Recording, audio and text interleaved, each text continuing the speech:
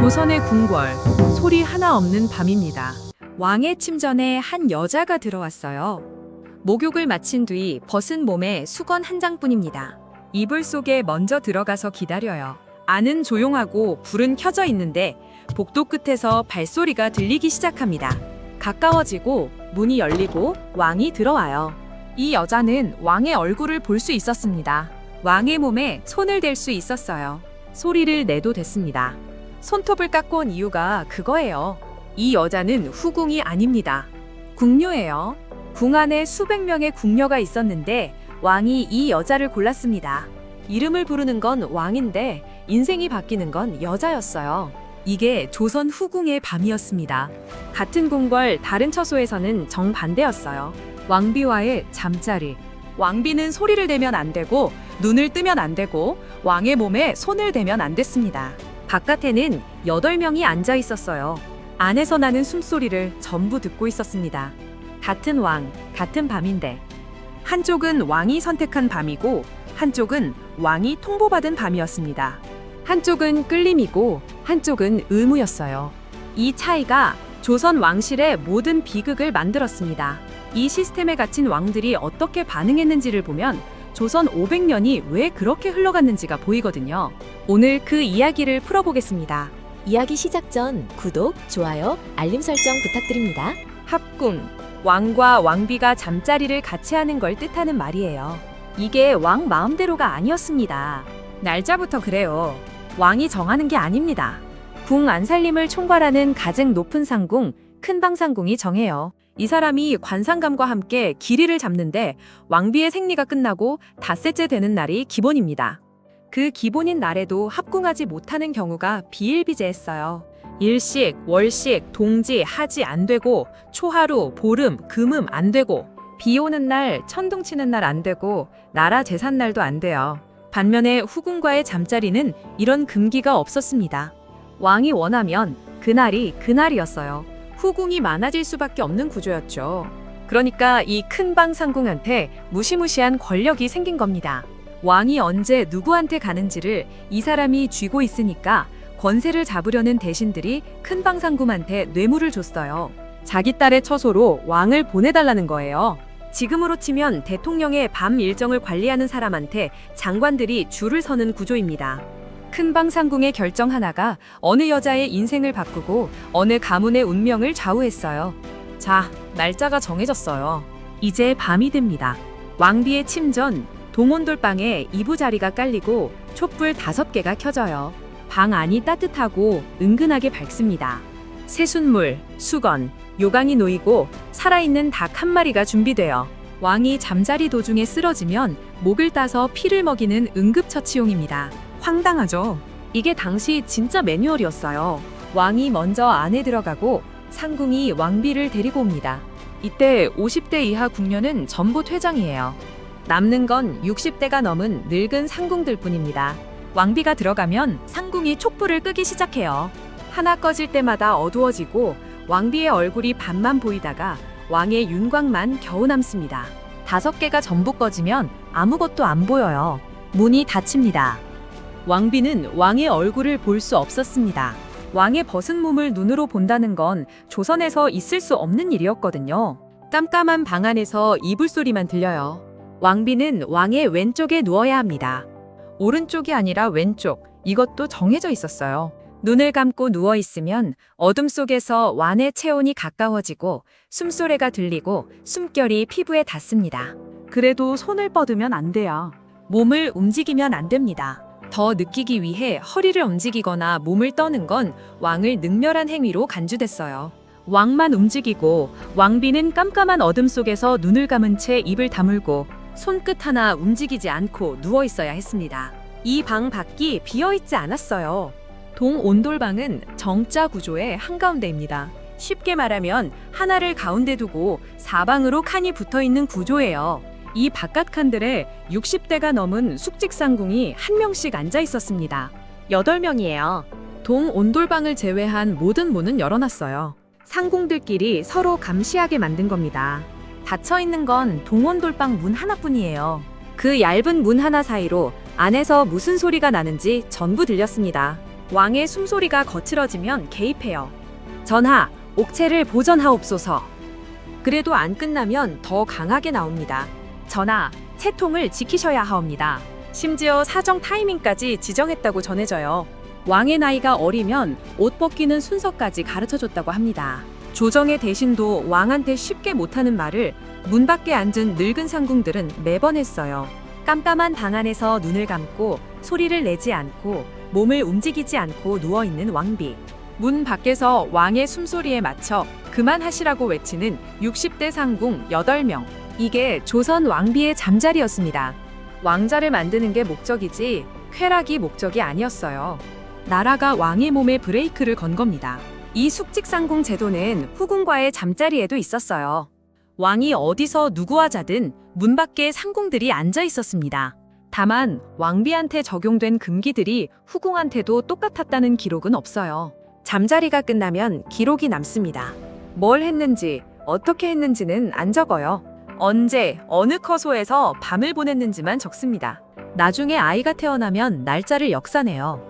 왕과 잠자리를 한 기록이 있어야 왕의 아이로 인정받을 수 있었거든요. 잠자리 출석부 겸 혈통 증명용 이뤘던 겁니다. 궁녀가 왕 말고 다른 남자와 잠자리를 하면 차명이었어요. 법전에 명시돼 있었습니다. 이러니까 왕들이 어디로 갔겠습니까? 왕비보다 후궁을 찾았습니다. 왕비와의 합궁은 상궁이 날짜를 잡고 8명이 둘러앉아 감시하고 끝나면 출석부에 적히는 국가 업무였어요. 거기에 설렘이 있었겠습니까? 반면 궁 안에는 수백 명의 궁녀가 있었고 그 중에 눈이 가는 여자가 있었을 겁니다. 의무가 아니라 끌림이었죠. 첫 번째, 성종입니다. 조선의 9번째 왕이에요. 이 사람은 경연을 9,000번 나갔습니다. 월 평균 29회, 거의 매일이에요. 낮에는 경국대전을 완성한 성군이고 밤에는 후궁의 처소를 돌아다닌 사람입니다. 부인 12명, 자녀 28명. 야대라고 해서 밤마다 신하와 기생을 불러 술판을 벌이는 걸 470회 했어요. 조선 왕 역대 압도적 1위입니다. 신하들이 참다 못해 상소를 올렸어요. 성종실록 13년 홍문관 부제학 권건희 서경의 오자지가를 인용합니다. 안으로 여색에 빠지고 밖으로 새 사냥에 빠진다. 성종이 뭐라고 답했냐고요? 왕이 직접 쓴 답변이 실록에 남아있어요. 너희들이 경연 가운데 있으면서 내 뜻을 깊이 알고 붓을 날리고 글을 희롱하여 인주를 위협하고자 하는구나. 너희가 글빨로 나를 협박하냐는 거예요. 듣는 척하면서 튕긴 겁니다. 이 사람 때문에 궁 안이 전쟁터가 됐어요. 성종이 밤마다 후궁들 처소를 돌아다니니까 두 번째 왕비 윤씨는 잠을 이루지 못했습니다. 후궁 정소용과 엄숙애는 틈만 나면 윤씨를 성종 앞에서 헐뜯었어요. 왕의 밤을 하루라도 더 차지하려는 여자들의 전쟁이 궁 안에서 벌어진 거예요. 결국 윤씨가 폭발했습니다. 야사에 따르면 왕의 얼굴에 손톱 자국을 냈다고 전해지지만 이 이야기는 실록이 아닌 후대 기록에 등장하는 야사입니다. 폐비됐습니다. 사약을 받고 죽었어요. 이 여자가 연산군의 어머니입니다. 성종은 합궁의 법도를 안 깼어요. 그 틀 안에서 횟수로 시스템을 압도한 겁니다. 야대와 횟수 때문일까요? 38에 죽었는데 뼈만 남았다고 합니다. 그 아들은 아예 시스템을 없애버렸어요. 연산군입니다. 합궁의 방식, 큰방 상궁, 금기 날짜, 촛불 끄기, 숙직상궁 감시. 연산군한테는 이 모든 게 없었어요. 채홍사라는 관리를 만들어서 전국에서 여자를 끌어왔습니다. 기준은 하나. 얼굴이에요. 이렇게 모은 여자가 1000명입니다. 연산군 일기에 적힌 공식 숫자예요. 미친 짓이죠. 여기서 안 끝나요. 잠자리 성적표를 만들었습니다. 왕을 만족시킨 여자는 천과 흥청, 만족시키지 못한 여자는 반천과, 아예 잠자리를 못한 여자는 직과 흥청. 천과 흥청이 되면 부모한테 집과 땅을 줬고 친척의 부역까지 면제해줬어요. 국가가 잠자리 만족도로 등급을 매기고 보상을 준 겁니다. 흥청망청이라는 말 있잖아요. 흥청들과 어울려 놀다 나라가 망했다는 뜻에서 나온 말이에요. 내시 김처선이 참다 못해 간언했습니다. 바로 죽습니다. 연산군이 사관한테 명령을 내립니다. 내 사생활을 기록하지 마라. 사관은 기록하지 마라는 그 명령까지 기록했어요. 지우려 한 것이 지워지지 않은 겁니다. 성종이 법도 안에서 횟수를 끝까지 올린 왕이었다면 연산군은 그 틀 자체를 부순 왕이에요. 세 번째는 다릅니다. 가장 영리한 왕이 남았어요. 숙종입니다. 이 사람은 시스템을 안 깼습니다. 돌아갔어요. 1680년 숙종의 첫 번째 왕비 인경왕후가 죽습니다. 20살 숙종은 궁녀 장옥정한테 끌렸어요. 어머니 명성왕후가 장옥정을 궁 밖으로 내보냅니다. 왕인데 어머니한테는 못 이긴 거예요. 명성왕후가 살아있는 동안은 손을 쓸 수 없었습니다. 1683년 명성왕후가 죽어요. 거리낄 게 없어진 숙종이 제일 먼저 한 일이 뭐냐고요? 장옥정을 다시 불러들인 겁니다. 방법이 기가 막혀요. 직접 데려와라 하지 않았습니다. 새 왕비 인현왕후를 통해서 한 거예요. 실록에 기록이 있어요. 인현왕후가 숙종한테 이렇게 말했습니다. 임금이 한번 함께 밤을 보낸 궁녀가 오랫동안 궁 밖에 있는 건 좋지 않으니 다시 불러들이는 게 맞습니다. 왕비의 입으로 라이벌을 다시 들이라고 한 거예요. 숙종이 인현왕후한테 시킨 건지 인현왕후가 숙종의 마음을 읽고 먼저 나선 건지는 알 수 없어요. 확실한 건 하나입니다. 왕비의 요청이라는 형식을 빌렸다는 거예요. 아무도 뭐라고 못합니다. 잠자리 규칙에 없는 항목이지만 규칙을 어긴 것도 아닌 겁니다. 장옥정은 궁에 들어오자마자 숙종의 밤을 받고 후궁이 되고 아들을 낳고 희빈이 되고 왕비까지 올라갑니다. 궁녀에서 왕비까지 조선 500년의 유일한 일이에요. 사약을 받습니다. 올라간 만큼 내려왔어요. 새 왕이 다른 방식으로 이 시스템에 반응했습니다. 성종은 법도 안에서 횟수를 올렸고 연산군은 틀을 부셨고 숙종은 어디에도 없는 길을 만들어서 돌아갔어요. 방식은 달라도 밤에 가는 곳은 같았습니다. 셋 다 왕비의 처소가 아니라 다른 여자에게로 갔어요. 조선왕조실록 4,964만 글자. 이 기록에서 정상적인 합궁은 기록되지 않았습니다. 실록이 적은 건 깨진 밤뿐이에요. 500년 동안 수백 명의 왕비와 후궁이 그 안에 들어갔지만 이름이 남은 건 규칙을 깬 쪽입니다. 처음에 이야기한 그 여자. 벗은 몸에 수건 한 장. 왕의 침전에서 이불 속에 들어가 기다리던 그 궁녀요. 승은을 한 번이라도 입으면 신분이 바뀌었습니다. 아이를 낳으면 후궁이 될 수 있었어요. 그게 이 여자의 유일한 길이었습니다.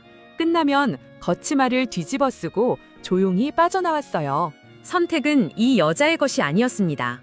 왕이 부르면 갔고 왕이 안 부르면 평생 궁 안에서 늙었어요. 선택받은 밤도 선택받지 못한 밤도 전부 왕의 것이었습니다. 그 여자의 이름은 실록에 없습니다. 다음에도 더 좋은 영상으로 찾아뵙겠습니다. 감사합니다.